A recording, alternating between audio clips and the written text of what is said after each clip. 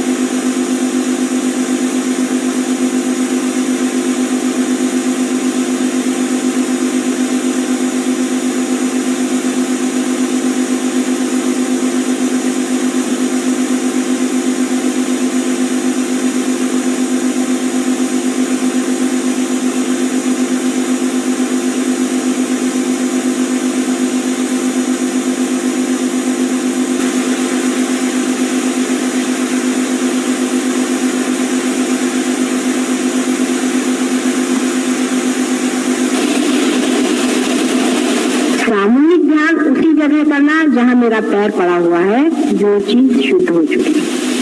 सामूहिक दान अपने घर में भी किसी के साथ बैठ के मत करना। अपने रिश्तेदारों के साथ भी बैठ करके सामूहिक ध्यान नहीं करना।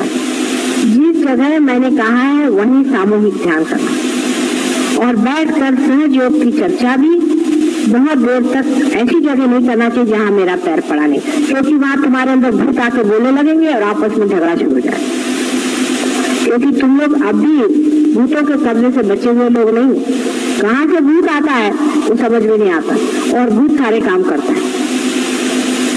इस तरह से अपनी रक्षा करने की बात है।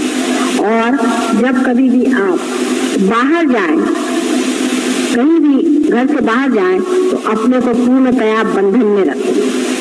बंधन में रखने से हर समय बंधन रखें। किसी से देखा कि किसी का आज्ञा चक्र पकड़ा कि चित्त से ही चाहे उस पर बंधन डालिए। जिस आदमी का आज्ञा चक्र पकड़ा है उससे कभी भी आर्ग्यूमेंट करना नहीं। देखो बेवकूफी की बात है, जिसका आज्ञा चक्र पकड़ा है तो क्या आप भूत से आर्ग्यूमेंट कर सकते हैं? जिसका भी आज्ञा चक्र पकड़ा है उससे कभी भी आप आर्ग्यूमेंट नहीं करें, बिल्कुल नहीं। वो कहना हाँ ठीक ठीक ठीक ठीक, आप ठीक है चलो। क्योंकि कोई पागल आदमी होता है ना, उसको ऐसे ही कहते हैं ना, हाँ भाई ठीक है तुम ठीक हो जाओ, ठीक हो जाओ। आर्ग्यूमेंट नहीं करना चाहिए। जिसका आज्ञा चक्र पकड़ा है पहली चीज, जिसका विशुद्धि चक्र पकड़ा है उससे भी आर्ग्यूमेंट नहीं करना चाहिए। जिसका सहस्त्रार पकड़ा है उसके तो दरवाजे भी खड़ा नहीं होना चाहिए, उससे कोई मतलब ही नहीं होना चाहिए। आपको कहा अपना सहस्त्रार ठीक करो भाई, उसको कहने में कोई हर्ज नहीं कि तुम्हारा सहस्त्रार पकड़ा हुआ। सहस्त्रार साफ रखना। अगर किसी का सहस्त्रार पकड़ा लगे तो फौरन जाके कहना भाई मेरा सहस्त्रार तुम लोग उतार दो किसी तरह। सहस्त्रार किसी का पकड़ा हो और वो आपसे बातचीत करे, कुछ करे, कहना वो अपना दुश्मन है। उस आदमी से बिल्कुल उस वक्त बात नहीं करना जब तक उसका सहस्त्रार पकड़ा है।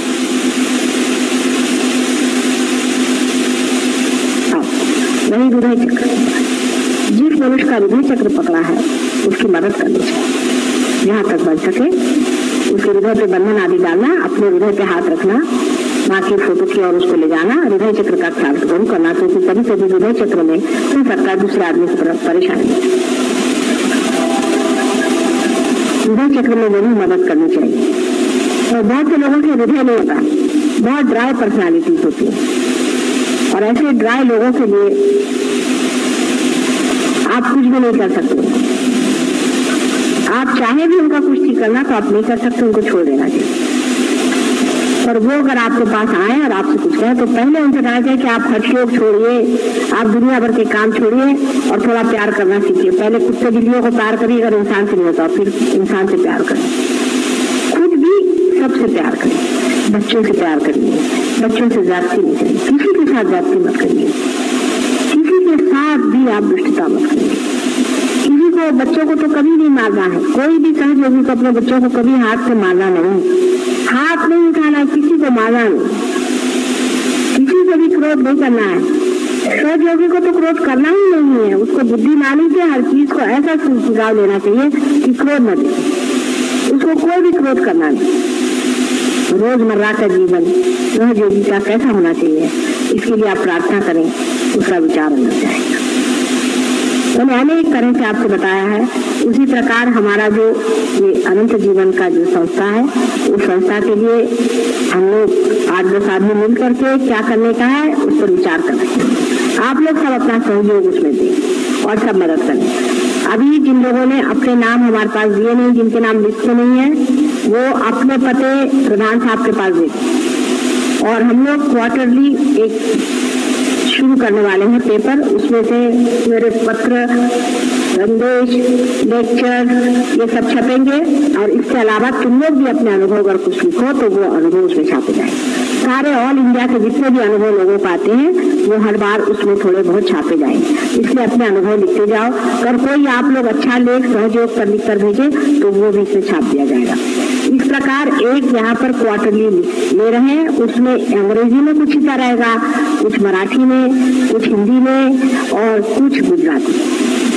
इस प्रकार की क्वार्टरली हम लोग लिख रहे हैं। बन पड़े तो सब हिंदी और मराठी और गुजराती इसका सभी का एक साथ शुरू करेंगे या धीरे धीरे करेंगे, जैसा भी होता है। तो में हर एक चीज धीरे धीरे होती है। उसको आप कंट्रीब्यूट करें, उसका पैसा जो कुछ भी देना है दें और उसका जो कुछ भी आपको लाभ उठाना है उठाएं। उस पर प्रश्न करें और प्रश्न वहाँ पूछें और उसका जवाब मैं एक साथ आपको दूँ। तो क्वार्टरली पहले शुरू कर रहे हैं, फिर मंथली हो जाएगी, फिर उसको हम लोग वीकली कर लेंगे, फिर वो डेली भी हो सकेगी। अभी बहरहाल हम लोग क्वार्टरली कर रहे हैं। और जो भी तुम लोगों को कोई प्रश्न हो, कोई तकलीफ हो, तो उसके बारे में आप एक चिट्ठी प्रधान साहब के पास भेज दें। मुझे ज्यादा चिट्ठी नहीं लिखे क्योंकि मेरे पास टाइम बहुत कम होता है। और फिर माने